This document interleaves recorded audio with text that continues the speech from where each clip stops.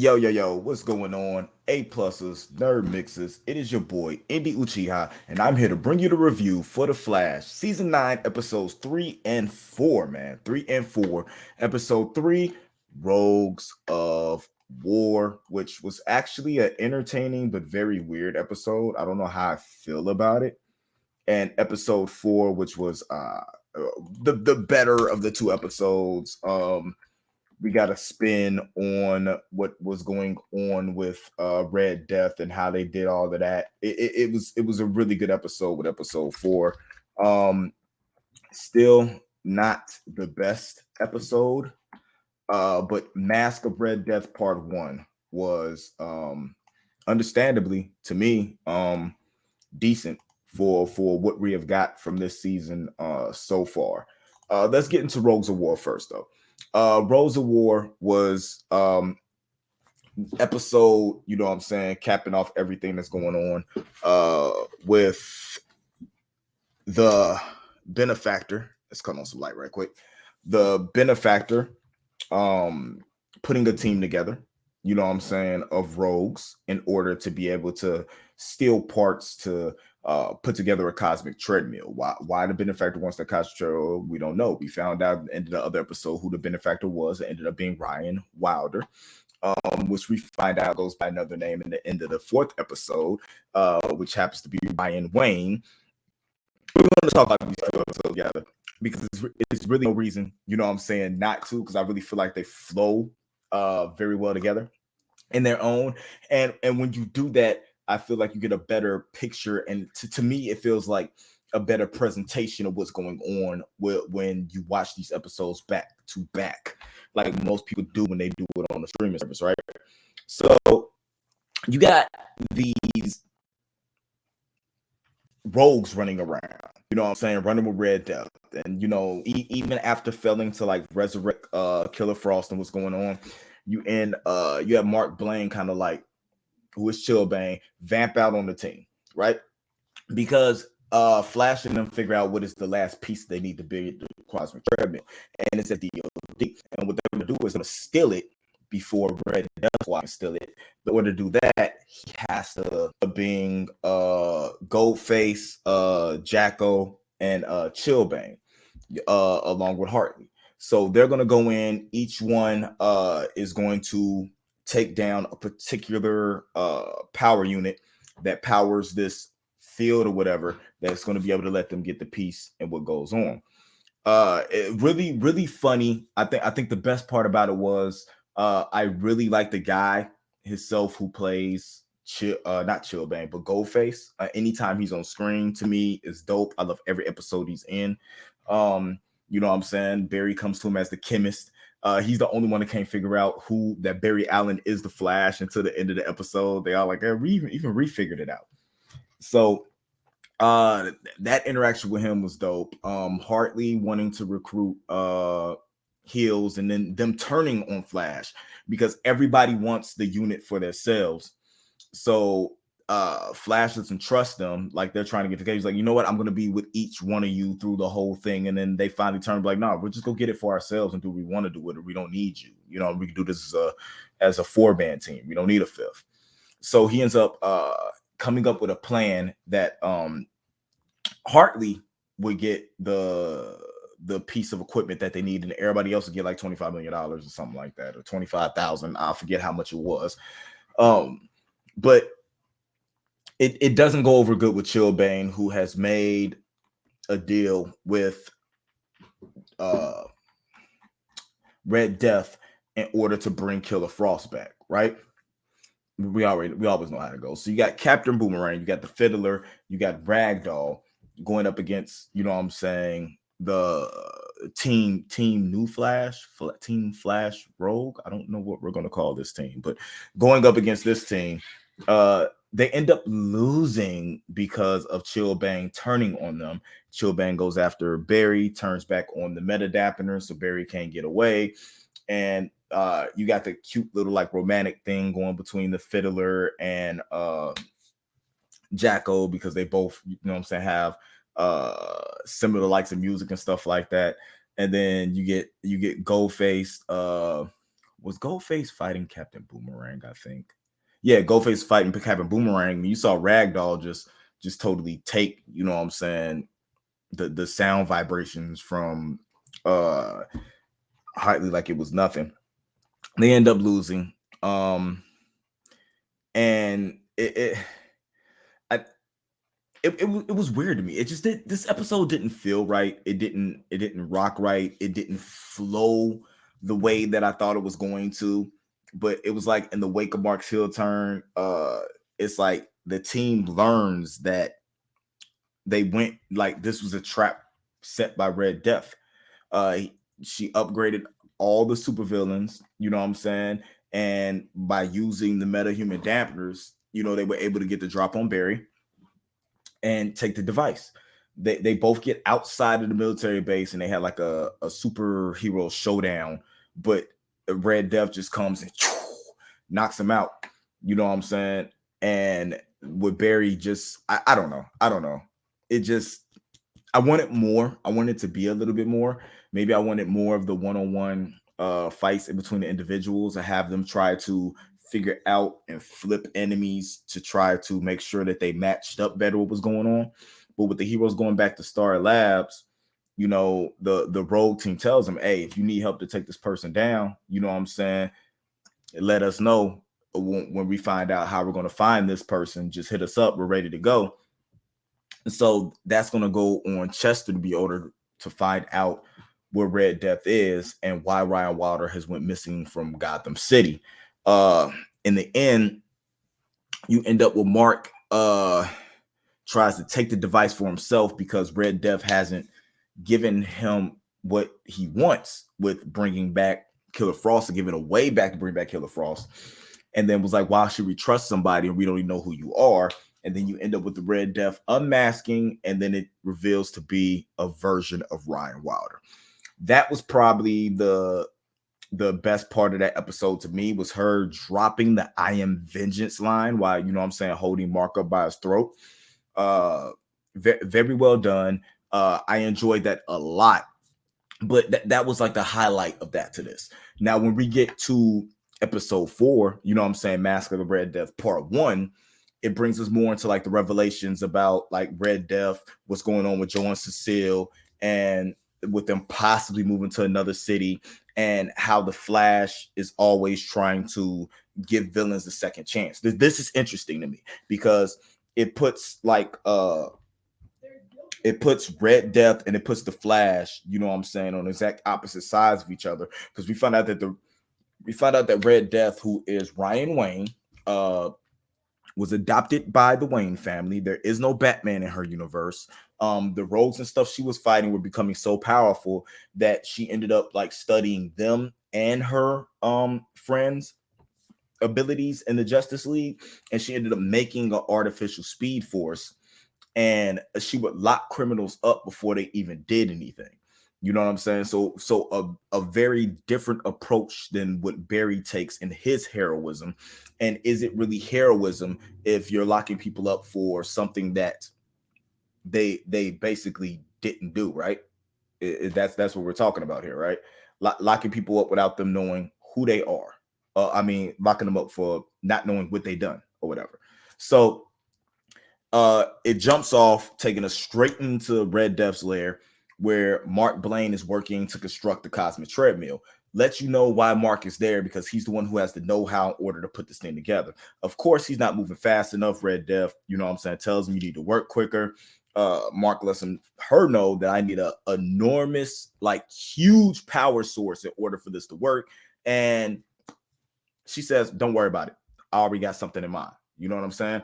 So you got Barry and Iris. They're trying to figure out what Red Death might need a cosmic treadmill for, and coming to the realization that this person might be the avatar for the negative speed force, and hoping that they're able to save whoever's behind the mask, because they don't want them to end up like Airborne Thorn and the other avatars who ended up, you know what I'm saying, disappearing or dying, whichever way you want to go, when they went bye-bye. And trying to find a correlation between Wilder's disappearance and Red Death popping up. You also got stuff going on with Joe and Cecile. Like Cecile, I think she spots a real estate flyer for a crib in Keystone. And she doesn't want to go. She doesn't want to go, but Joe wants his daughter to be safe. Not have to go through the things like Iris, Wally, and Barry went through, and not having to deal with Joe not being there because of the type of job that he had. He wants to try to do right by Jenna where he hasn't done by his other kids. So like I can relate to that with having, you know what I'm saying, a young daughter myself and not wanting her to go through all the stuff that I went through and stuff like that. So I noticed me gauging what I'm doing with my life based around what's going to be better for her. So I can relate to that, you know what I'm saying, what Joe's trying to do. Chester and Allegra are just, it's just weird. It's just a weird place for all of this to happen between the two of them. I don't know. I feel like they could do something better with that, or actually give, you know what I'm saying, that a little bit more time of its own, or it might just be too little too late when it comes to trying to have them have some type of romantic thing going on. Give me a second, guys. Let me cut on this light.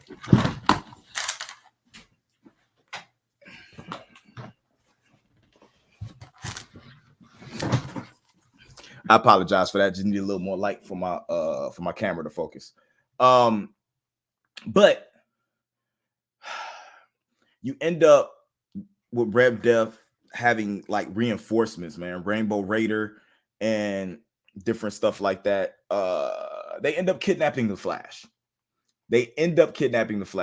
So it's like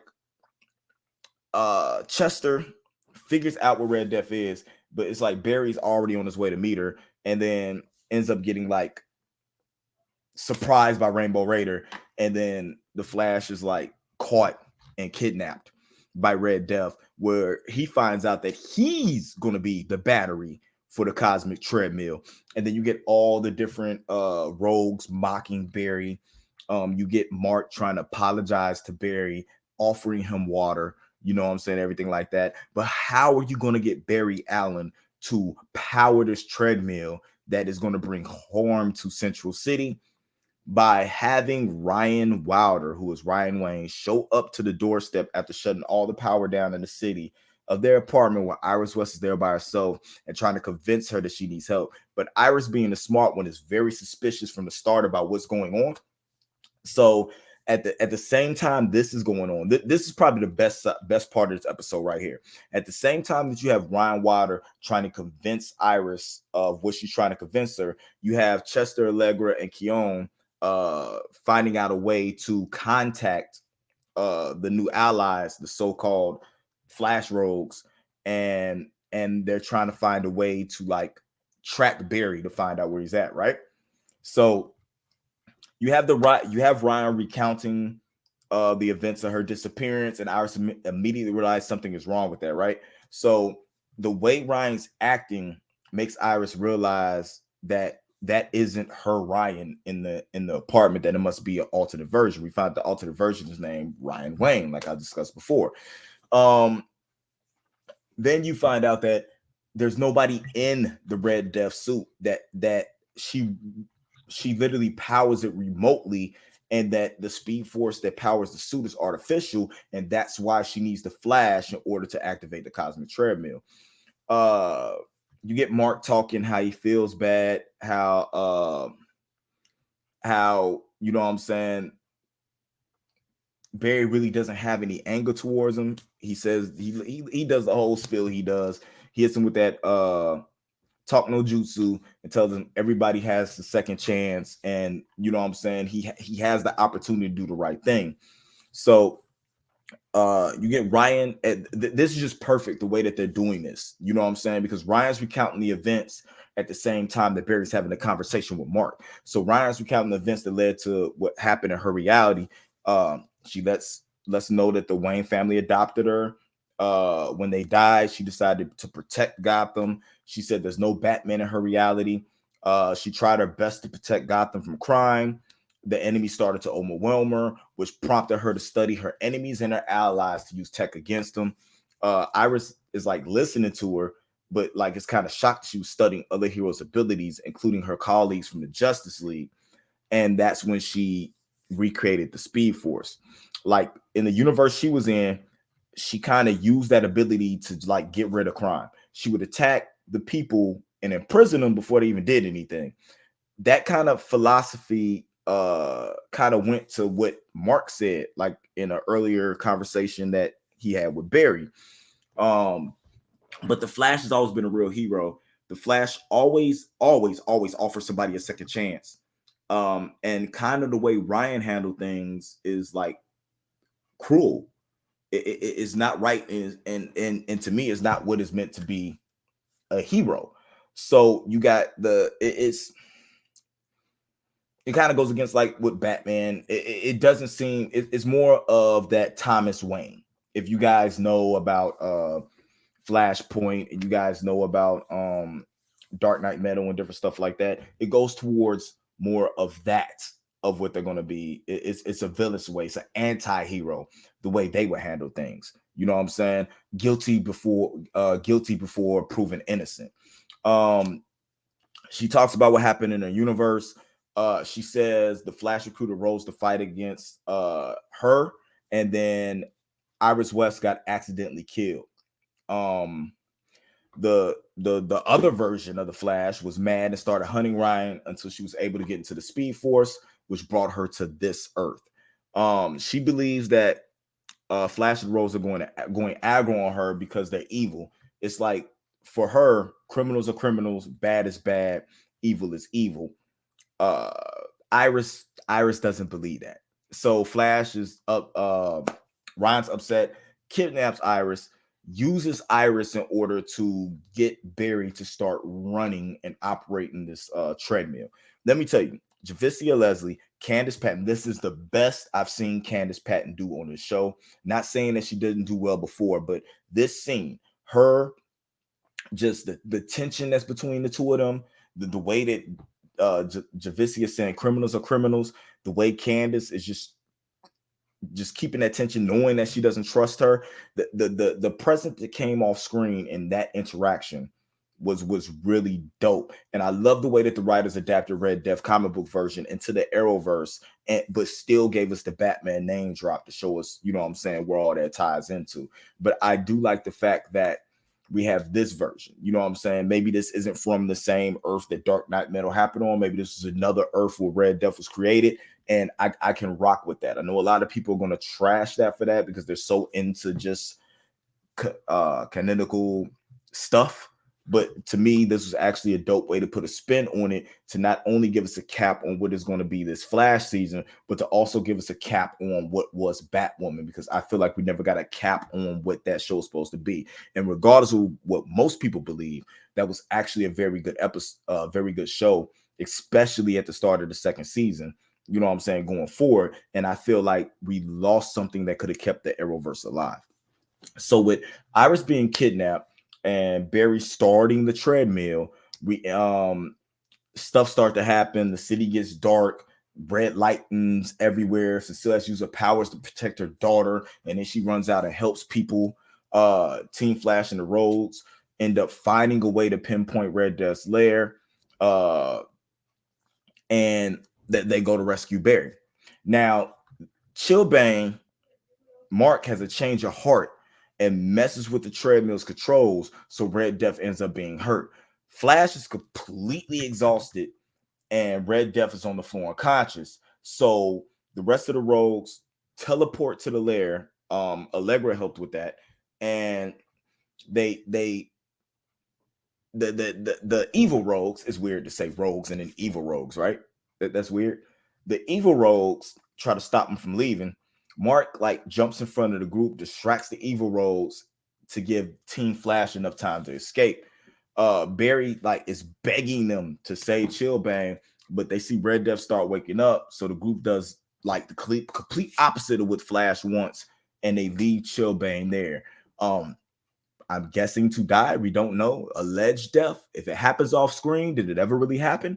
So we'll see if we get Chillbang popping back up at the end of the season or something like that. Maybe he'll bop up with Killer Frost from Ryan Wayne's universe or something like that, or maybe he'll go to Ryan Wayne's universe in order to be able to be with Killer Frost. Hoping he ends up having a happy ending.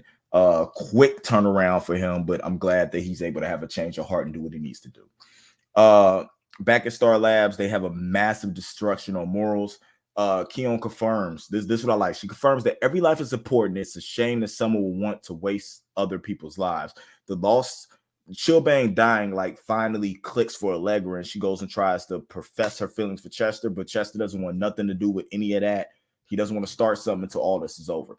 The thing I like that happened the most is that now, after seeing what Cecile did, Joe's kind of reluctant to wanting to move, because if he does, Jenna wouldn't have the opportunity to see her mom as the hero that she is. So he's starting to understand, you know what I'm saying, well, how it could affect Jenna growing up to see her mom as a hero rather than just, you know what I'm saying, their life isn't normal.